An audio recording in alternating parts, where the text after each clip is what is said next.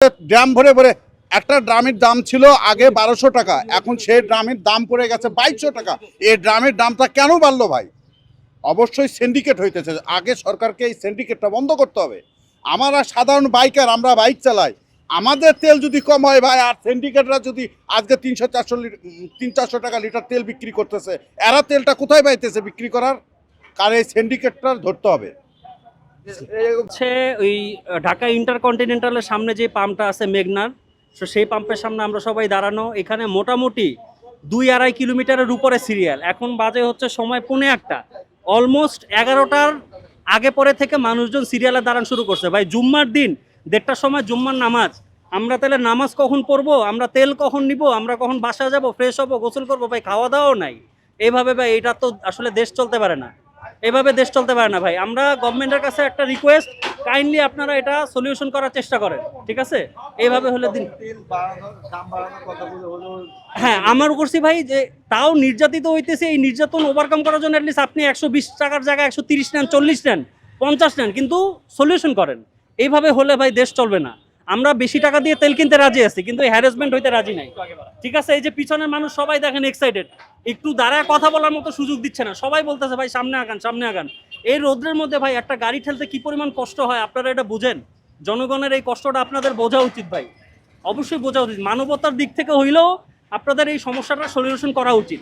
এটা আসলে সত্যি কথা বলতে কি ভাই, আমরা সাধারণ জনগণ উপরের লেভেলে আসলে কি ঘটে কি হচ্ছে এটা আমার আপনার পক্ষে ভাই জানা সম্ভব না। আমাদের খালি আপনাদের কাছে আমাদের আকুতি জানানো ছাড়া আমরা আর কি করতে পারবো বলেন?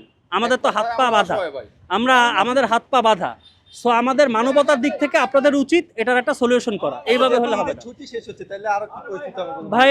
আমার মনে হয় সিচুয়েশন আস্তে আস্তে ওভারকাম হওয়া উচিত। এইভাবে হলে ভাই হবে না। আমার মনে হয় ঈদের ছুটির পরে মানুষ রবিবার থেকে ঢাকায় ঢুকবে, তার মধ্যে এটার একটা সলিউশন করা উচিত ভাই, আদারওয়াইজ এভাবে হবে না।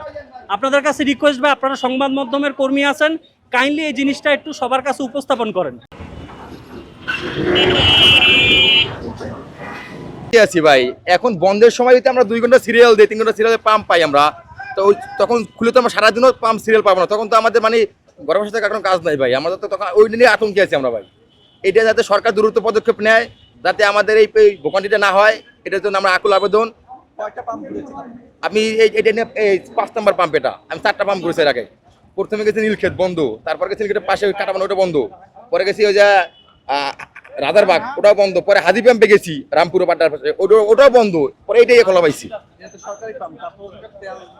হ্যাঁ, এই যে সরকারি পাম্প। তারপরে দেখেন আপনি ওই যে পিট হসপিটালের মাথা থেকে সিরিয়াল শুরু এখন পর্যন্ত, এই যে কত নাহলে 500 গাড়ি আছে না?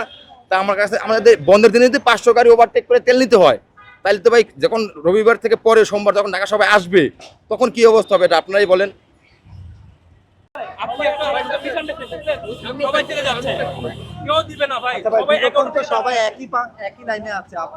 আরে ভাই, ওখান থেকে গেট থেকে বলছে আপনারা পেট্রোলের জন্য আলাদা লাইন করেন, অক্টের জন্য আলাদা লাইন করেন। এই ভদ্রলোক সাংবাদিক আইসা বলতেছে আরে ভাই, ওখানে আপনার গেটে জিজ্ঞাসা করেন, আমার সাথে তো এই ভদ্রলোক ছিল। আরে ভাই, এই ভদ্রলোকের জিজ্ঞাসা করেন, আমরা তো দুজনে। আরে ভাই, আপনি ওনাকে জিজ্ঞেস করেন বলছে কিনা, আপনি ওনাকে জিজ্ঞেস করেন। ভাই বলছে না? হ্যাঁ, করে দিয়েছি। আমরা তো আর বাইরে রাস্তার ভিতরে ঝগড়া করতে যাব না ভাই। আপনার সেই কথাটাই, আপনাদের আসলে কোনো নির্দেশনা তো নাই এখানে, নির্দেশনা